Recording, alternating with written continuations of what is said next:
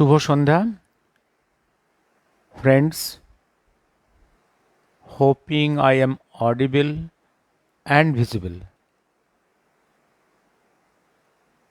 Hoping I am audible and visible.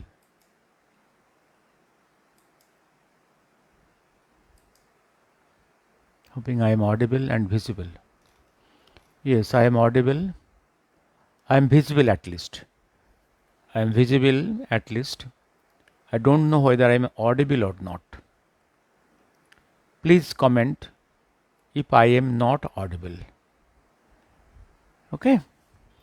আজ কথা বলবো শুধু কয়েকটা recent newspaper headlines and audiovisual news হেডলাইন্সের উপরে মূলত slow connection how slow connection am I yes bring them to camera Sumit Chandra watching yes I am audible thank you প্রথমে যেটা আসছি ফ্রম রিসেন্ট গত এক সপ্তাহের অডিওভিজুয়াল মিডিয়া থেকে যেমন এই যে এসআইআর যে প্রসেসটা election commission of India special intensive review of the voter lists in the states. বিহারে নিয়ার কমপ্লিশন নাও বেঙ্গল এবং আদার স্টেটসে হবে এই সেঞ্চুরির 2 আর 3 সালে 2002 কি 3 সালে পরপর কয়েকটা স্টেটসে পসিবলি তখন সব স্টেটসেই হয়েছিল এবং এই এসআইআর প্রসেসটা it is a part of our constitution it is the right and responsibility of the Election Commission of India. এইটা সুপ্রিম কোর্ট বা আরও কারো পার্লামেন্টের কিছু বলার কিছু নেই যতক্ষণ পর্যন্ত আইন সংশোধন হচ্ছে কনস্টিটিউশন চেঞ্জ হচ্ছে it is the right and responsibility of the election commission of India এই এসআইআরটা বিহারে সেখানে আপনারা দেখেছেন বিভিন্ন খাতে কত লক্ষ মৃত কত লক্ষ পার্মানেন্টলি বাইরে চলে গেছে কত লক্ষ ফ্রড কত লক্ষ মানুষ 2 থেকে 3 জায়গায় 10 জায়গায় নাম লিখিয়ে রেখেছে এই নামগুলো ধরা পড়েছে এবং লিস্ট থেকে বাদ গেছে এইটা দেখে পশ্চিমবঙ্গের রুলিং পার্টি প্রচণ্ড ভীত তারা আন্দোলন শুরু করেছে যে ওয়েস্ট বেঙ্গলে এসআইআর করতে দেবে না তাদের সেই আন্দোলনে প্যাঁও ধরেছে মোটামুটি ইন্ডিজোটের পিন্ডিজোটের সবাই এবং তারা সুপ্রিম কোর্টে একটা কেসও করেছে যে এসআইআরটাকে বন্ধ করতে হবে এবং সেখানে প্রথমে টিএমসিপি গিয়েছিল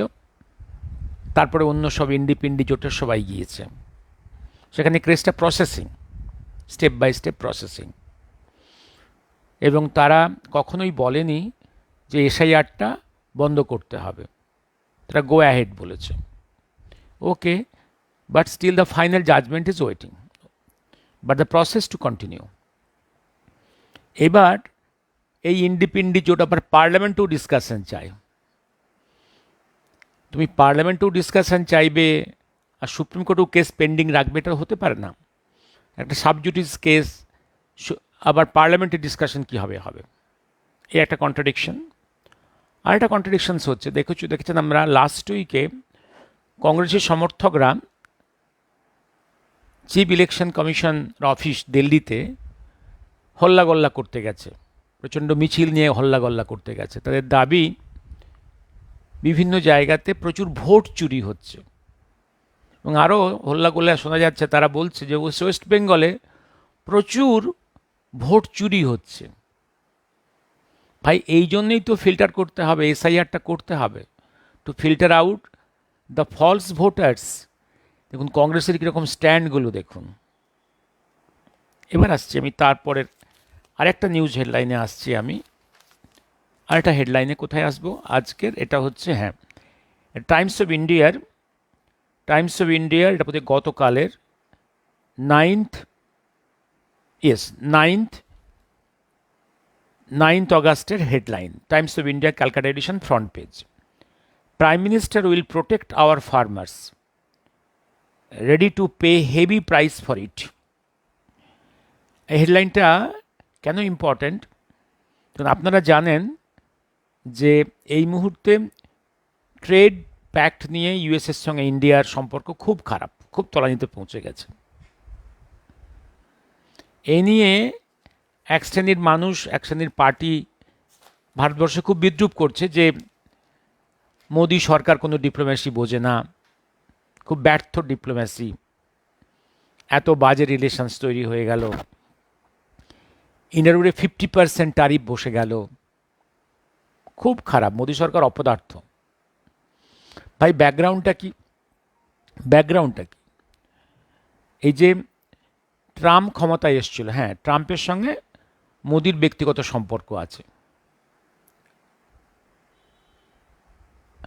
ট্রাম্পের সঙ্গে মোদির সম্পর্ক ভালো ছিল, কারণ মোদি এটা ভেবেছিলেন যে রিপাবলিকান পার্টির থেকে, ডেমোক্রেটিক পার্টির থেকে রিপাবলিকান পার্টির প্রেসিডেন্ট এলে ক্ষমতায় ইন্ডিয়ার সঙ্গে সম্পর্কটা ভালো হবে। এবং তার একটা বড় উদাহরণ হচ্ছে, দেখেছেন আগের যে ডেমোক্রেটিক পার্টির, তাদের সাপোর্টের যে ডিপ স্টেট কীভাবে ইন্ডিয়ার এস্টাবলিশড গভর্নমেন্ট যে ডেমোক্রেটিক ইনস্টিটিউশনগুলোকে ধ্বংস করার জন্য কীভাবে হিউজ অ্যামাউন্ট মানি ফান্ডিং করেছে ফর ফলস ক্যাম্পেনিং, এবং অ্যান্টিন্যাশনাল ফোর্সগুলোকে কীভাবে ফান্ডিং করেছে। আর ওদিকে বাংলাদেশে একটা ডেমোক্রেটিক ইলেকট্রাল কান্ট্রির প্রাইম মিনিস্টারকে ডিস্টেবিলাইজ করলো হাসিনাকে, কীভাবে তাদের এজেন্ট ইউনুসকে ওখানে বসিয়ে দিল। এই সব কিছুর প্রেক্ষাপটে এটা আমাদের মনে হয়েছিল যে a president of the Republican Party will be better than the president of the Democratic Party in the White House. Yes, তার মানে এই নয় এই ফ্রেন্ডশিপকে মেনটেন করতে গিয়ে will sacrifice our national interest. National ইন্টারেস্টটা কোথায়? কারণ আপনারা জানেন ট্রাম্প ক্ষমতায় এসেছিল, ট্রাম্পের ভোটার কারা? ট্রাম্পের ভোটার হচ্ছে যারা ল্যান্ডেড পারসনস, ল্যান্ড হোল্ডার্স। হ্যাঁ, টুম্পা পুজো নিয়ে পরে বলবো কথা।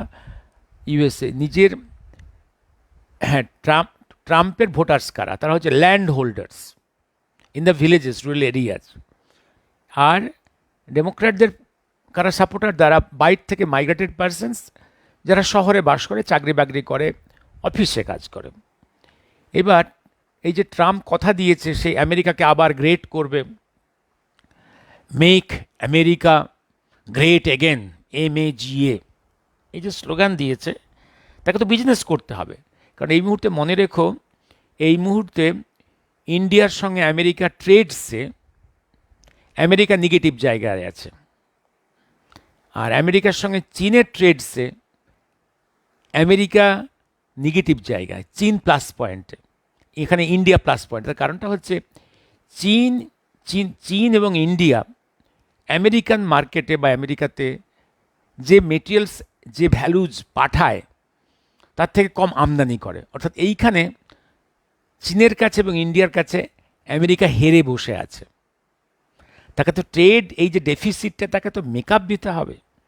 আর মনে রেখো, আমেরিকা সো মাইটি কান্ট্রি, তাদের public individuals is so rich, but the country as a whole পৃথিবীর নাম্বার 1 ঋণী কান্ট্রি, ইনডেপ্টেড কান্ট্রি, ঋণী কান্ট্রি।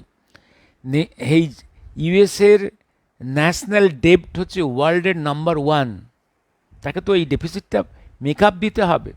সে চেয়েছে কি? সে চেয়েছে যে আমেরিকা দিয়ে সারপ্লাস ফুড মেটেরিয়ালস এবং সারপ্লাস ডেয়ারি প্রোডাক্টস পড়ে আছে। কারণ ওদের দেশে মডার্ন সায়েন্স ইউজ করে, টেকনোলজি ইউজ করে, ওরা প্রচুর পরিমাণে ওরা ফুড মেটেরিয়াল তৈরি করে, হুইট প্রোডাকশন করে, ওদিকে ডেয়ারি প্রোডাক্টস তৈরি করে, এদিকে যে ভেজিটেবলস যে তৈরি করে, যে সিরিয়ালস তৈরি করে, সেখানে জেনেটিক্যালি ইঞ্জিনিয়ার সব সিডস, গম, সবগুলো তৈরি করে। সেইটা মানুষের পক্ষে কতখানি স্বাস্থ্যের পক্ষে উপকারী হবে, ক্ষতি করবে, সেটা অনেক পরে বোঝা যাবে। ইন্ডিয়া গভর্নমেন্টকে তার সায়েন্টিস্টরা বলেছে নট টু ইম্পোর্ট দ্যাট, এবং যদি ইম্পোর্ট করেন তাহলে ইন্ডিয়ার নিজস্ব চাষিরা মার খাবে, তাদের চাষের দামের মূল্য পাবে না। আবার ডেয়ারি প্রোডাক্টস ইন্ডিয়াতে সাফিসিয়েন্ট আছে, হ্যাঁ দাম একটু বেশি, কারণ আমরা আমাদের পদ্ধতি ব্যবহার করি। আমরা গরুকে কখনো মাংস খাওয়াই না, গরুকে ননভেজ খাইয়ে তার দুধ তৈরি করি না, ইঞ্জেকশন দিয়ে দুধ তৈরি করি না, করছি কিছু, কিন্তু এই যে আমাদের ধর্মীয় বিশ্বাস যে আমরা গরুকে ননভেজ খাইয়ে এক্সট্রা দুধ তৈরি করে সেই দুধ খাবো, এটা আমাদের কালচারের এগেনস্টে। আর আমরা যদি ওখান থেকে ডেয়ারি প্রোডাকশন, আমাদের ডেয়ারি শিল্প ভারতবর্ষে লক্ষ লক্ষ মানুষ যেখানে কাজ করে খায়, তারা ক্ষতিগ্রস্ত হবে। হ্যাঁ হতে পারে যে আমেরিকা থেকে ফুড প্রোডাক্টস এবং ডেয়ারি প্রোডাক্টস আনলে দাম কমবে, কিন্তু দাম কমাটাই শেষ কথা নয়।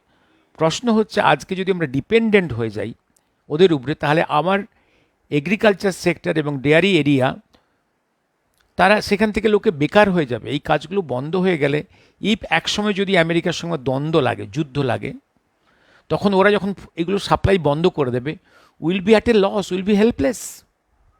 অর্থাৎ কোনোভাবেই এই ডেয়ারি প্রোডাক্টস এবং ফুডে আমাদের সোভারানিটি, যে ইন্ডিপেন্ডেন্স, এই যে নিজস্ব স্বাধীনতা, এইটা কখনোই ক্ষুণ্ণ করা উচিত হবে না, যেটা জাপান করে। জাপানে যেটা করে কি, জাপানে ওদের রাইস প্রোডাকশন ভেরি কস্টলি, ওরা একটা স্পেশাল চাল যেটা স্টিকি রাইস তৈরি করে, ভেরি কস্টলি। সেই জন্যে ওরা চাষিকে ওরা সাবসিডি দেয়। ওরা ওই টাকা দিয়ে, যে টাকা খরচ করে গভর্নমেন্ট সাবসিডি দিয়ে চাষিদের ওখানে জাপানে, সেই টাকা দিয়ে ওরা থাইল্যান্ড বার্মা থেকে যদি চাল নিয়ে যেত অনেক সস্তায় পেত। সেই পথে ওরা যায়নি, কারণ জানে once if they are dependent on this import from other countries on rice, তাহলে if any time there is a war and that war may strangulate the supply lines of this rice to Japan, না খেয়ে মরতে হবে। সুতরাং কোনো কান্ট্রির উচিত নয় এই যে ফুড সোভারেনিটি থেকে হাতছাড়া করা। জাপান যেটা করছে আমরা সেটা করছি, এবং আমরা চাষিদের এবং ডায়েরি শিল্পের লক্ষ লক্ষ মানুষদের আমরা বেকার করতে চাই না। এই শক্ত স্ট্যান্ডটা দিয়েছেন, that's a great stand, very mighty stand, a nationalist stand, I must praise that. এবার কে কি বিদ্রুপ করলো আমার কিচ্ছু যায় আসে না। If it is yes a very mighty leader, a very nationalist leader has got the right to take risk. একজন মানুষ যে দেশের জন্য রিস্ক নেবে, সেই রিস্ক নিতে যে পারে, সেই সত্যিকারের ন্যাশনালিস্ট লিডার, সত্যিকারের ভালো মানুষ, ভালো লিডার, যে রিস্ক নিতে পারবে। এবার আসছি আমি, এইবার আরেকটা হেডলাইন, ওই দিনের headline, Rahul claims proof of pool fraud, EC Sage backup charges on oath. যে রাহুল চিৎকার করে বলে বেড়াচ্ছে না যে ইসি নিজেই পুল ফ্রড করেছে, মানে ইলেকশনে ফ্রডুলেন্স করেছে, মানে জাল ভোটাভুটি করিয়েছে, কংগ্রেসকে হারিয়েছে, বিশেষত কর্ণাটকের একটা এরিয়াতে। বলছে তোমার এই কথাগুলো তুমি প্রেসে না বলে আমাদের কাছে এসে বলতে পারতে, তুমি লিগালি ডিসকাস করতে পারতে বা কোর্টে যেতে পারতে। আর ঠিক আছে, তোমার এই বক্তব্যগুলো তুমি অন ওথ তুমি এপিডেভিট করো, অন ওথ, দেখি মুরদ কত তোমার। তুমি যে কথাটা প্রেসকে চিৎকার করে বলছো, সেটা অন ওথ, শপথ বাক্য পড়ে অন ওথ এপিডেভিট করো, দেখি তোমার মুরদ কত। কারণ জানে অন ওথ এপিডেভিট করে করতে গেলেই যদি ভুল প্রমাণ হয়, তাহলে রাহুল গান্ধীর কবছরের জেল হবে। এরা হচ্ছে এত ভীতু স্কাউন্ড্রেল, মিথ্যে কথা, প্যাথোলজিক্যাল লায়ার্স এরা। এবার pause in Bengal admissions hearings after high court OBC order. দেখুন, এই ওবিসি কেসটা নিয়ে বহুদিন থেকে গণ্ডগোল চলছে বেঙ্গলে জালিয়াতি করে ওরা প্রচুর মুসলিমদের, প্রচুর গ্রুপসকে ওরা ওবিসির মধ্যে ওরা ঢুকিয়েছে, সেখান থেকে রিজার্ভেশন দিয়েছে। হলো, এবার দেখুন number one layer of discussion কি?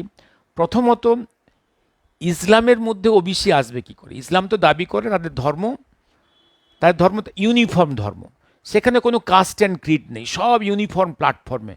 তাহলে where is the question of different castes, different groups in the Islam. Islam claims as a religion is a religion of uniformity, love and peace, uniformity. সব in the same platform. There is no divisions of caste.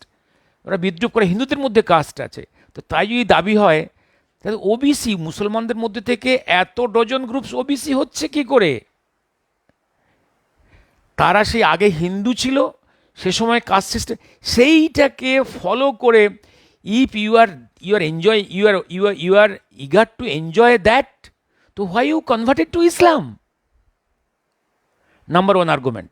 Number two, এই যে ওবিসির গ্রুপসগুলোকে এই যে বিভিন্ন গ্রুপসগুলোকে ওবিসির মধ্যে আনতে গেলে একটা প্রসেস আছে।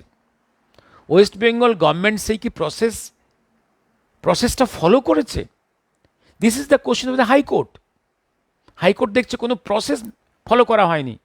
দ্যাটস ওয়াই ওদের ওই যে 100-র কত বেশি গ্রুপসকে ওরা ওবিসির মধ্যে ঢুকিয়েছে, সেগুলোকে ক্যান্সেল করেছে। ওর এগেনস্টে সুপ্রিম কোর্টে গেছিল ওরা। সুপ্রিম কোর্ট কি করেছে? সুপ্রিম কোর্ট বেঞ্চে গেছিল, বেঞ্চ সে কথা শোনেনি। তারপর ওরা সুপ্রিম কোর্টে গেছে, সুপ্রিম কোর্ট এই ওবিসি কেসটা আবার ব্যাক করেছে হাইকোর্টে। এর মধ্যে এসে গেছে এই বিভিন্ন জয়েন্ট এন্ট্রেন্সের রেজাল্টসগুলো। এখন জয়েন্ট এন্ট্রেন্সের যে রেজাল্ট বেরিয়েছে, এবার এই ওবিসি কোটা ফলো করতে গেলে সে কি করবে? নতুন যে করেছে 2010-এর পরে যে এই টিএমসিপি সরকার যে নতুন মডিফাইড এনহ্যান্স লিস্ট করেছে, সেটা কি করে ফলো করেন? হাইকোর্ট তো, সুপ্রিম কোর্ট তো ক্লিয়ারেন্স দেয়নি, হাইকোর্ট তো ক্লিয়ারেন্স দেয়নি, পারছে না। ওরা আবার হাইকোর্টে গেছিলো, হাইকোর্ট বলেছে না, 2010-এর আগের যে লিস্ট ছিল, যে অ্যাপ্রুভেল ছিল, সেই লিস্ট ফলো করতে হবে।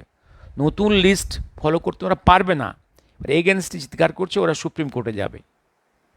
এই হচ্ছে কাণ্ড। Pause in Bengal. এবার ওরা ওরা খেপাবে লোককে, ওরা জনগণকে খেপাবে এগেনস্ট দ্য কোর্টস। দেখো ওরা আটকে দিয়েছে। You have to follow the OBC. হ্যাঁ টুম্পা, বাংলা ছাড়া আর কোনো রাজ্যে ওবিসি বলে কিছু আছে?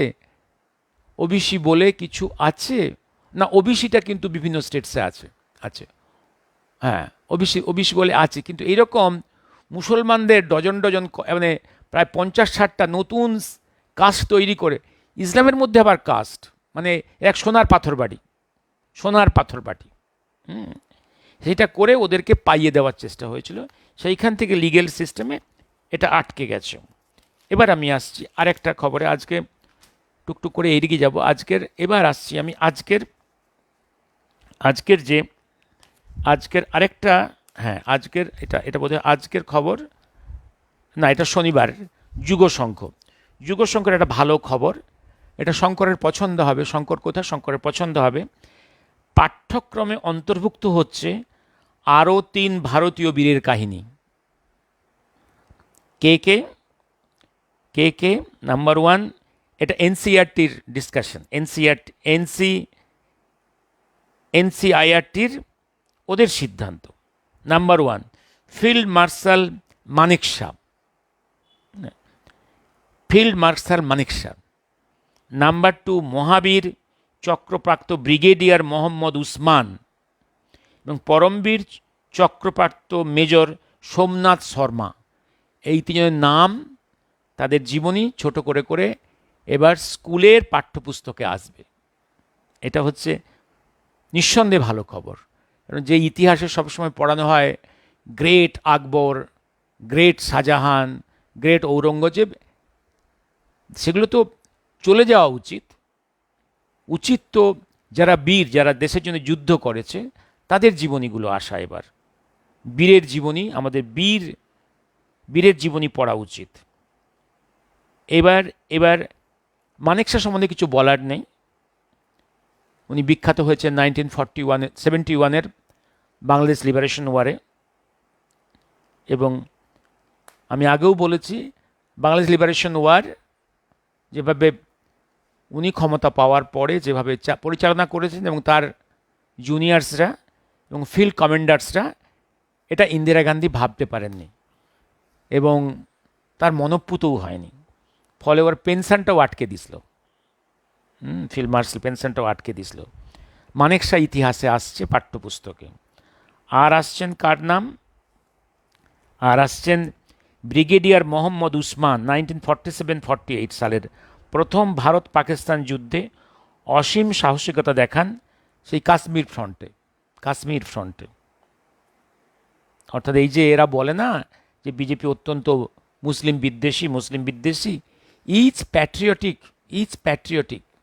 প্যাট্রিয়টিক পার্সনসকে বিজেপি আজকের এনডিএ গভর্নমেন্ট সম্মান দেয়। Major Somnath Sharma saved Srinagar airport in the 1948 Kashmir war.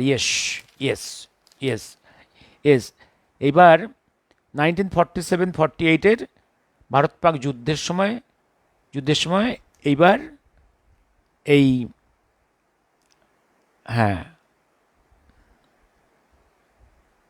উনি saved Srinagar airport in 1940 Kashmir war.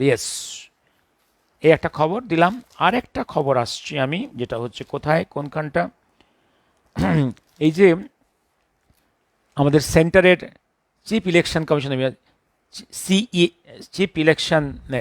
Election commission of India, ECI, ওরা চিফ সেক্রেটারি অফ বেঙ্গলকে অর্ডার করেছে ওই 4 জন কালপ্রিট বিসিএস র্যাঙ্কের, যাদের সাহায্যে শয়ে ফলস ভোটার্স তৈরি হয়েছে। একটা দক্ষিণ চব্বিশ পরগনার আর একটা গ্রুপ হচ্ছে যে আমাদের ইস্ট মিদনাপুরে, তাদেরকে সাসপেন্ড করা এবং টাইম ফ্রেম বেঁধে দিয়েছে। এইটা আর একটা খবর, মন কি বাত। এই মন কি বাত নিয়ে তো বিরোধীদের অনেক কথা। এই মন কি বাত প্রোগ্রাম যেটা রেডিওতে হয়, সে রেডিওতে সেই প্রোগ্রাম থেকে 34 crores of rupees ইনকাম হয়েছে। এটা জাতীয় সম্পদ হয়েছে। এইটা কি করে বোঝা গেল? পার্লামেন্ট রাজ্যসভায় একটা কোশ্চিনে এটা অ্যান্সার ফর্মে এসছে। 34 crores of rupees ইনকাম হয়েছে। ডেফিনেটলি এটা মোদির পার্সোনাল পকেটে যাচ্ছে না। এবার আসছি আমি আরেকটা নিউজে হ্যাঁ, এটা আজকের খবর। এটা আজকে আমি খবরটা শুনে সকাল থেকে খোঁজ নিচ্ছিলাম। PhD student in his Facebook note written something, dies by suicide in Aijar, Kolkata. A PhD student has committed suicide in Aijar, Kolkata. এটা আজকে টাইমস অফ ইন্ডিয়ার front page. Yes, it is front page, possibly front page. Is it front page? Front page headline, Calcutta. এটা খুব দুর্ভাগ্যের। অনেক কিছু আছে, ওর suicide নোটটা কিছু আছে, আমি আলোচনা করছি না। একটা জিনিস, বিভিন্ন মেডিকেল কলেজগুলোতে, বিভিন্ন সায়েন্স ইনস্টিটিউটে, আইআইটিগুলোতে, খড়গপুরে আইআইটিতে এক বছরে 3 জন সুইসাইড করলো। বিভিন্ন মেডিকেল কলেজের পোস্ট গ্র্যাজুয়েট স্টুডেন্টসরা কমিটিং সুইসাইড। একটা জিনিস, হ্যাঁ, প্রতিটা ব্যক্তির জীবনে কিছু ক্রাইসিস থাকে, প্রতিটা ব্যক্তির থাকবে, but learning should be how to tackle that. এবং প্রতিটা ইনস্টিটিউটেই দের should be some psychiatrist, psychoanalyst and doctors to check this things, to যাকে বলে কাউন্সিলিং করা। এটা আইজার কল্যাণী, যেটা ক্যালকাটাটা, অ্যাকচুয়ালি আইজার কল্যাণী ক্যাম্পাস, এখানে আছে। But that should be sufficient. যেমন আজকেই নতুন director IIT Kharagpur has appointed a new dean in charge of this monitoring of the psychological problems. আজকেই খবর। এবার আরেকটা জিনিস বহুদিন থেকে বলছি আমি, আমাদের এমবিবিএস কোর্সে ইচ ডক্টরস, এমবিবিএসের কোর্সে applied psychology and sociology must be two individual papers. Because Shankar, একটা জিনিস দেখো, doctors has to face society, individuals. ডক্টরসের এই যে পেশেন্ট পার্টি অ্যান্ড ডক্টরস রিলেশনসে, individual interpersonal relations is very important. Sociology is a very important there. সোশিওলজিটা না জানলে এইটা ভালো হবে না, এই কাজটা ভালো ডাক্তার করতে পারবে না। ঠিক তেমনি applied psychology should be a chapter, should be a paper in MBBS. কারণ ডক্টরস নিজেরা সাইকোলজি পড়তে পারে, and each patient though he has come to you for some your AV fistula operation or kidney problem or some surgery, everyone has some psychological disturbances. For each case, you cannot send the person to a psychiatrist, psychoanalyst, some basic knowledge of psychology. If you treat that, you will gain and your patient will gain. এই জায়গাটা বহুত থেকে বলছি, psychology a paper and sociology a paper must be in the MBBS course, must be. এবং এটা খুব দুঃখের যে আমাদের IIT-গুলোতে, হায়ার সায়েন্সের ইনস্টিটিউটগুলোতে, আইজারে, মেডিকেল কলেজগুলোতে, in post graduate levels also they are committing suicide. এটা ভাববার আছে। এটার আরেকটা জায়গায় আছে, আরেকটা জায়গায় কি দেখছিলাম যেন, হ্যাঁ আরেকটা জায়গা, আজকের এই খবরটাও খুব ভালো, খুব ভালো। সুপ্রিম কোর্ট এক্সপান্ডেস ক্রিটিসিজম, হাইকোর্ট জাজ ডিরোস্টারিং ইনস্ট্রাকশন ফ্রম অর্ডার। এটা খুব ভালো খবর, যেটা একটা যে সুপ্রিম কোর্টের এই যে চিফ জাস্টিসের এই যে কর্তাগিরি অনেক সময় হাইকোর্টের উপরে, এইটা বন্ধ হওয়া উচিত। Let the supreme court process everything. এই যে আগের অভয়া মামলার ক্ষেত্রে হঠাৎ সুপ্রিম কোর্টের চিফ জাস্টিস কেসটা নিয়ে হাইকোর্টটাকে প্যারালাইজ করে দিল, হাইকোর্টের। এবং অনেক ক্ষেত্রেই doctor Abhaya rape and murder কেসটাকে ধ্বংস করার পেছনে সুপ্রিম কোর্টের আগের চিফ জাস্টিস ইজ ইনভলভড। আর আমি তো এই কেসটায় আগে থেকে আবার বলেছি, প্রথম দিন থেকে বলে আসছি, on the third day in the open meeting held under the flag of Bharat Sabha, আমি তো বলেইছিলাম যে আমি এটা বলছি না যে এই খুনের পেছনে ডিরেক্টলি ইনভলভ মমতা ব্যানার্জি মুখ্যমন্ত্রী, তিনি এটা করেছেন বলছি না, তিনি ইনভলভ না, বাট এটা বলছি তার অনুপ্রেরণায়, তার নির্দেশেই এই খুনের ডিরেক্ট এবং ইনডিরেক্ট এভিডেন্সগুলো ধ্বংস হয়েছে। এবং এটাও প্রথম দিন থেকে বলে আসে, এই যে মুভমেন্ট করছিল যে ডক্টরসরা, এরা মূলত they belong to the CPM groups, এবং পেছনে ছিল CPM-এর সেলের ডক্টরসকে দিয়ে পুরো মুভমেন্টটা লিড করিয়ে ডক্টর অভয়ার মৃত্যুর এগেনস্টে জনজাগরণ যেটা হয়েছিল, এই রাজ্যব্যাপী, দেশব্যাপী এবং ইন্টারন্যাশনালি, সেটাকে ধ্বংস করেছে। এই জায়গাটা পশ্চিমবাংলার CM is successful to utilise CPM doctors cadres to destroy the demand, a genuine demand of the people, a justice for doctor Abhaya. এটা আজকে মুখ থেকে বেরিয়েছে প্রকাশ্যে, ডক্টর অভয়ার বাবার মুখ থেকে। CPM ডক্টরস ক্যাডাররা এই আন্দোলনের ভেতরে প্রবেশ করে TMCPর হয়েই কাজ করেছে, হ্যাজ ডিস্ট্রয়েড দ্য মুভমেন্ট। এবার আসছি আমি আরেকটা জায়গাতে, এবার কোনটায় আসছে, হ্যাঁ পুলিশ। এবার গতকালের যখন ডক্টর অভয়ার বাবা মায়ের জাস্টিস ডিমান্ডের এই যে নিয়ে যে কিছু মানুষ নবান্নের দিকে এগোচ্ছিল হাওড়া এবং ক্যালকাটার বিভিন্ন অঞ্চল থেকে, তারপর লাঠিচার্জ হয়েছে। এবার এটা মোটামুটি আজকের সব কাগজেরই হেডলাইন, কি টাইমস অফ ইন্ডিয়া, কি স্টেটসম্যান, কিন্তু কথাও লাঠিচার্জ হয়েছে এটাও বলেছে, কিন্তু কথাও ওরা স্বীকার করেনি যে ডক্টর অভয়ার মায়ের উপরেও পুলিশে অত্যাচার হয়েছে, তার শাঁখা ভেঙে দেওয়া হয়েছে, তার গায়ে লাঠি পড়েছে, মাথায় হাতি, এটা কিন্তু কথাও বলেনি। কি টাইমস অফ ইন্ডিয়া, কি স্টেটস, আমার চোখে পড়েনি। অন্তত একটা কাগজ এটা পরিষ্কার বলেছে, সেটা হচ্ছে কোন কাগজটা যেটা হচ্ছে কোন কাগজটা, এটা আজকের কাগজ, যুগসংঘ আজকের কাগজ আজকের কোন কাগজটা, হ্যাঁ একদম ফ্রন্ট পেজ, যুগশঙ্খ, যুগশঙ্খের ফ্রন্ট পেজ একদম। নবান্ন অভিযানে ধুন্ধুমার, বিজেপিকে বাধা পুলিশের, বিক্ষোভ রাস্তাতেই, অভয়ার মা জখম, ভর্তি হাসপাতালে। এটা বাইপাসে তার কোনো একটা হসপিটালে ভর্তি হয়েছে ওর মা।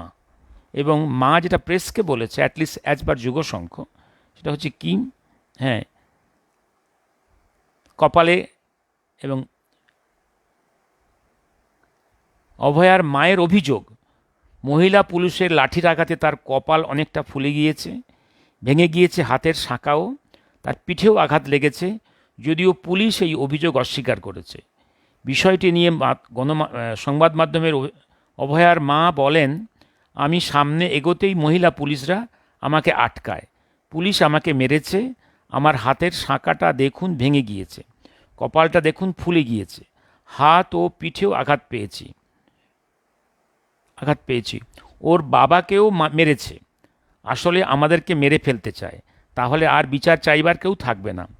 আমরা বিচার চেয়েছিলাম, কিন্তু প্রথম দিন থেকে ওরা টাকা দিয়ে কণ্ঠরোধ করতে চাইছিল, সরকার কণ্ঠরোধ চাইছিল। এর বিরুদ্ধে একরাশ ক্ষোভ। এইবার এইটা হচ্ছে এই সিচুয়েশান। এবার আসছি আমি কয়েকটা, হ্যাঁ আরেকটা খবর, যেটা হচ্ছে EC, election commission of India, delist 334 register but unrecognised political parties. নাম রেজিস্টার আছে 334টা পলিটিক্যাল পার্টির নাম রেজিস্ট্রি আছে, but unrecognised political parties list থেকে বাতিল করে দিয়েছে। এই যে তাও বলেছে, অপশান দিয়েছে, any active party can again appeal to the commission within 30 days of the order.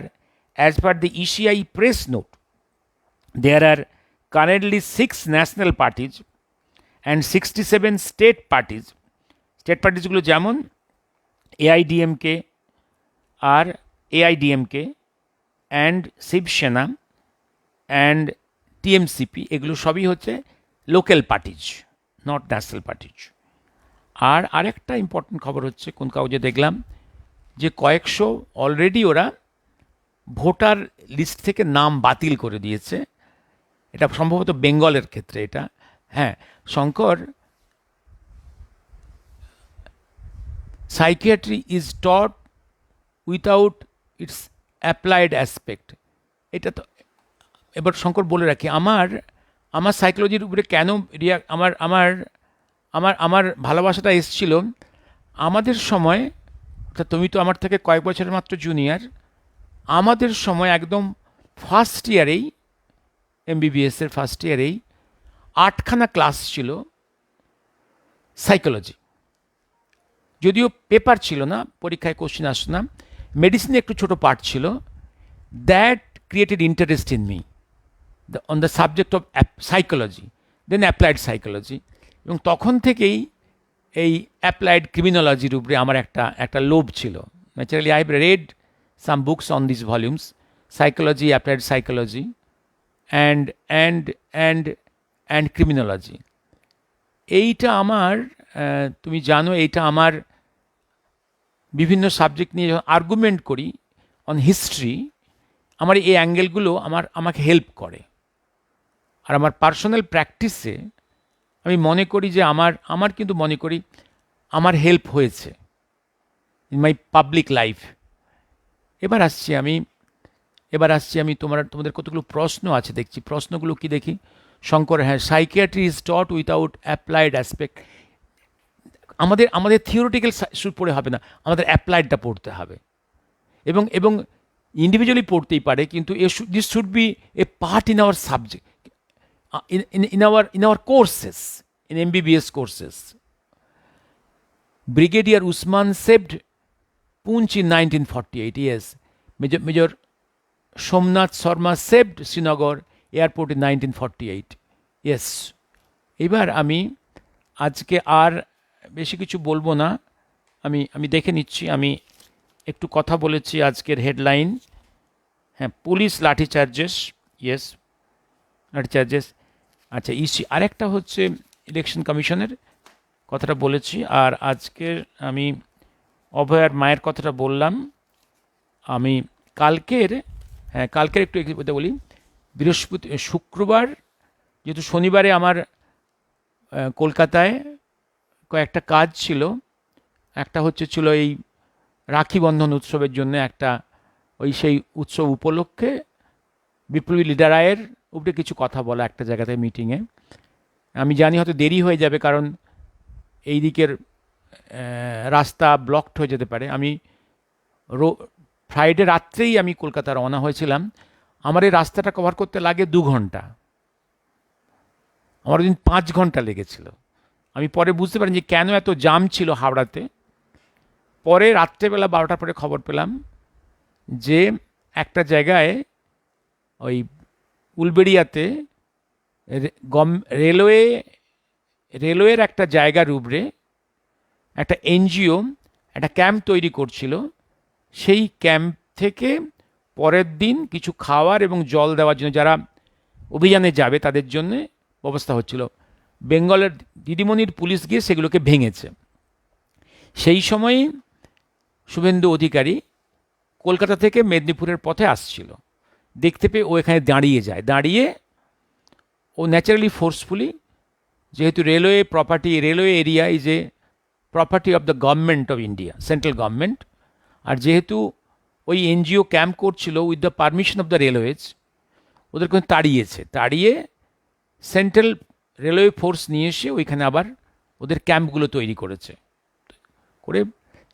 এই জন্যে ওখানে, অর্থাৎ এই যে কোনো অভিযানকে, গণতান্ত্রিক পদ্ধতিতে জনগণের কোনো অভিযানকে, যে পার্টিরও হতে পারে, এই যে ওভার রিয়াকশন, বেঙ্গল পুলিশের এত ওভার রিয়াকশন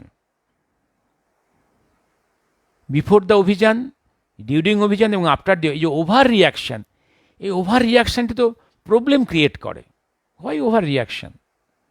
অথচ যখন রিয়েলি কোনো ক্রাইমস হয়, মার্ডার হয়, যখন বালি চুরি হয়, গরু চুরি হয়, কোটি কোটি টাকার চুরি হয়, তখন পুলিশকে পাওয়া যায় না। কারণ দে আর এনগেজ সামওয়্যার এলস, যেটা প্রয়োজন নেই। আর আসল যে কাজটা তারা করতে পারছে না। আমি আজকে এবার আরেকটা, সবার নিশ্চয়ই ইন্টারেস্ট আছে ন্যাচারালি ইন্টারন্যাশনাল পলিটিক্সের উপরে। ইন্টারন্যাশনাল পলিটিক্সে যেটা ঘটছে, ইন্ডিয়ার সঙ্গে আমেরিকার এই খারাপ রিলেশনসটাতে আমি একদম ফ্রাস্ট্রেটেড নই, ভীতও নই। I am not at all frustrated. যা হওয়ার হচ্ছে, আমেরিকার সঙ্গে ইন্ডিয়ার সম্পর্ক খারাপ হচ্ছে, কোনো দুঃখ পাওয়ার নেই। The more the friendship of India with USA goes down on the international plane, Bharatvarsha আরও অনেক বন্ধু পেয়ে যাবে। আর আমেরিকাকে নাম্বার 1 দাদাগিরি করবে, দাদা মনে করার, এইটা দিনের পর দিন এটা মেনে নেওয়াটাও আমাদের উচিত নয়। হ্যাঁ, আন্তর্জাতিক স্বার্থে, নিজেদের স্বার্থে আমরা সবার সঙ্গে বন্ধুত্ব রাখতে চাই। আমরা আমেরিকার সঙ্গে বন্ধুত্ব রাখতে চাই, ইসরায়েলের সঙ্গেও চাই, চীনের সঙ্গেও চাই, রাশিয়ার সঙ্গেও চাই। কিন্তু যদি কোনো জায়গায় আমাদের স্বার্থ বিঘ্নিত হয়, আমেরিকাতে স্বার্থ দেখছে, আমরা স্বার্থ দেখব, তার রাগ কোথায়? আমরা রাশিয়ার সঙ্গে আমরা বিজনেস কেন করছি? ভাই, তুমি কেন বিজনেস করছো? তোমার যদি এত রাগ রাশিয়া এত খারাপ, you stop your business with Russia, but you are continuing your business for your own interest, and you are telling me to stop business with Russia. এই কীরকম তোমার পলিসি? এটা তো মানা যাবে না, আমরা মানব না।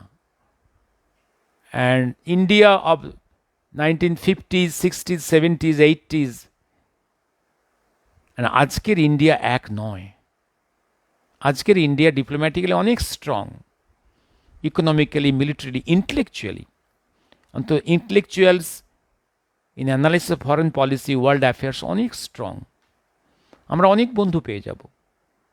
Late us lose America as our friend, will got many friends. South আমেরিকার সব থেকে যে বড় দেশ ব্রাজিলের সঙ্গে আমাদের বন্ধুত্ব আরও সুন্দর হবে। নর্থ আমেরিকার সেকেন্ড বিগেস্ট ল্যান্ড কানাডার সঙ্গে যে সম্পর্ক খারাপ হয়েছে সেই সম্পর্ক ইমপ্রুভ করবে। রাশিয়ার সঙ্গে সম্পর্ক আরও ইমপ্রুভ করবে।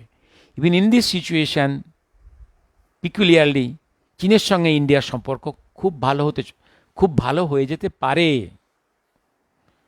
যদি চীন একটু স্যাক্রিফাইস করে, যদি ইন্ডিয়া চায়না রাশিয়া এক্সিস তৈরি হয়ে যায়, CICR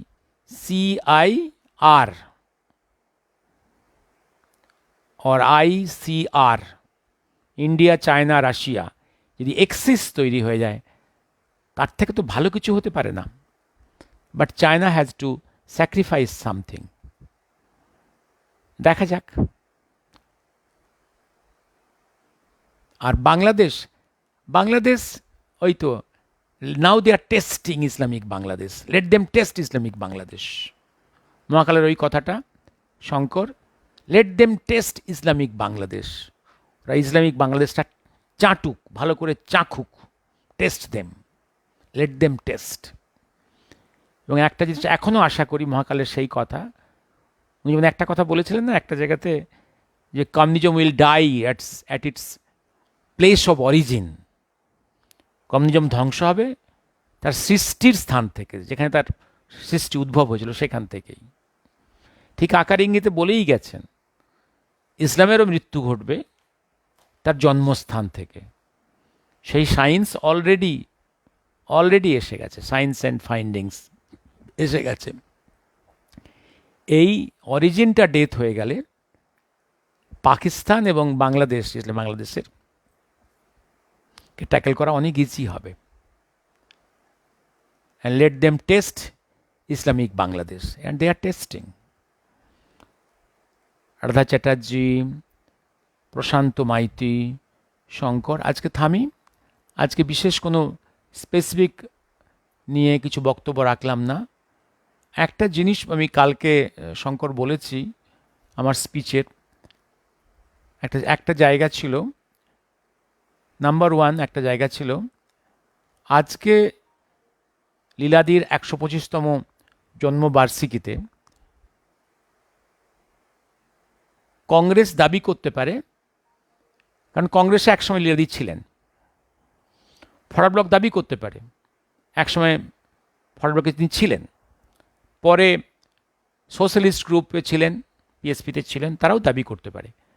দাবি করলেই তো হবে না, দাবি করার যোগ্যতা আনতে হবে। সেই যোগ্যতাটা কীভাবে, তাকে প্রপার পার্সপেক্টিভে বোঝা এবং তার এই বার্ষিকী পালনও তারা করতে পারে। বাট শর্ত হচ্ছে যেন প্রপার পার্সপেক্টিভে তাকে বোঝে এবং কনফেস করে, ইতিহাসকে ইতিহাসের মতো করে দেখা, এবং সেই প্রেক্ষাপটে কংগ্রেসও করুক না, আপত্তি নেই, কারণ he was once in a Congress. Then forward bloc করতেই পারে, she was in the forward bloc, then in the socialist group SSP, PSP, দেখেন, বাট দে হ্যাভ টু তাকে তার সম্মানটা দেওয়া, তাকে বিশ্লেষণ করা প্রপার পার্সপেক্টিভে। আর একটা জিনিস বলেছিলাম, এই যখন ফরওয়ার্ড ব্লক ভাঙছে, একদিকে সোশ্যালিস্ট গ্রুপ একদিকে কমিউনিস্ট গ্রুপ, এটা খুব ট্র্যাজিক। সোশ্যালিস্ট গ্রুপ তারা কি হলো, তারা গান্ধীজমের একটা পার্ট আর সুভাষিজমের একটা পার্ট, মানে গান্ধী অ্যান্ড সুভাষকে পাঞ্চ করে একটা মিক্সচার বা একটা কম্পাউন্ড তৈরি করার চেষ্টা করলো। এটা হয় না শঙ্কর। সুভাষচন্দ্রের দর্শন ব্যক্তি জীবনের বা রাষ্ট্রজীবনের, আর গান্ধীজির ব্যক্তি আর রাষ্ট্রজীবনের দর্শনের এ পাঞ্চিং হয় না। দে আর কনফিউজড।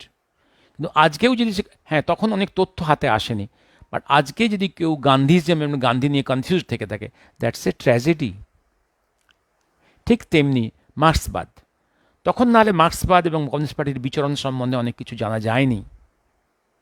কিন্তু আজকে যদি কেউ এখনও কমিউনিস্ট থাকে, আজকেও যদি কেউ সুভাষচন্দ্রের ফিলোজফি মার্ক্সবাদের ফিলোজফিকে পাঞ্চ করতে চায়, এটা খুব প্যাথেটিক, এটা সুইসাইডাল, হয় না। Netaji was never Marxist, was never Gandhian. নেতাজিকে বুঝতে হবে তার পার্সপেক্টিভে। এবার তখন যা ভুল করেছে একটা group, socialist group of forward block, Marxist group of forward block, আজকের এই প্রেক্ষাপটে, ভারতবর্ষের আজকের এই প্রেক্ষাপটে সেই দ্বন্দ্ব কন্টিনিউ করিয়ে লাভ কিছু হবে কিনা, না ইতিহাসকে ইতিহাসের জায়গায় রেখে সেখান থেকে ইনগ্রেডিয়েন্টস নিয়ে শিক্ষা নিয়ে এগোবে নতুন ভারতবর্ষ গড়বার জন্য। লীলাদিকে সম্মান দিয়ে তার ইতিহাসকে স্মরণে রেখে, নেতাজিকে সম্মান দিয়ে তার ইতিহাসকে স্মরণে রেখে সমস্ত কিছু এটা ভাবতে হবে। মহাকাল পর্যায়ে নিয়ে বুঝতেই পারছো, ফরওয়ার্ড ব্লকের বিল্ডিংয়ে যেখানে লীলাদির নামে একটা বড় একটা হলঘর ওরা ডেডিকেট করেছে, এটা কিন্তু কম নয়। কলকাতা শহরে লীলাদির নামে আমরা অনেকেই বিশেষ কিছু করে উঠতে পারিনি। অ্যাটলিস্ট ফরওয়ার্ড ব্লক এই জায়গাটা স্বীকার করেছে যে ফরওয়ার্ড ব্লকের বিল্ডিংয়ে এবং ওদের পার্টিকুলার নারী সংগঠনের জন্যে লীলাদির হিউজ অবদান আছে, এটা স্বীকার করেছে। এবং সেই ছবিগুলো ওরা টাঙিয়েছে, একদম প্রচুর টাঙিয়েছে, এটা স্বীকার করেছে এবং ডিসপ্লে করছে সম্মানের সঙ্গে। যারা সেটা করবে উইল ওয়েলকাম দ্যাট। ইতিহাসকে ইতিহাসের প্রেক্ষাপটে উইথ রেসপেক্ট অ্যানালাইসিস করা, বিকৃত না করে, পলিটিক্যাল ইউজ না করা, ধান্দাবাজি না করা, এইটা করতে তো আমাদের আপত্তি কিছু নেই। And everything for the building of a new nation. ওনার জীবনের স্বপ্ন ছিল আরও একটা স্ট্রঙ্গার, মাইটি একটা ভারতবর্ষ তৈরি হোক। লীলাদির জীবনচর্চা, তার জীবনচর্চার থেকে একটা কম্পোনেন্ট, একটা ইনগ্রেডিয়েন্ট আমাদের চিন্তায় খোরাক জোগাবে, নতুন চিন্তাকে ট্রিগার করবে। সুতরাং সেই দ্বন্দ্বকে আজও জিইয়ে রেখে সুভাষচন্দ্রের এই জন্মের ফলোয়াররা আমার মনে হয়েছে কিছু উপকার করবে না। শঙ্কর, হ্যাঁ, আমি শুভরাত্রি। ও হয়ে গেল 50 মিনিটস, আমি আজ রাখি। আমি পরে চেষ্টা করব স্পেসিফিক কিছু সাবজেক্ট নিয়ে কথা বলতে। হ্যাঁ, শুভরাত্রি।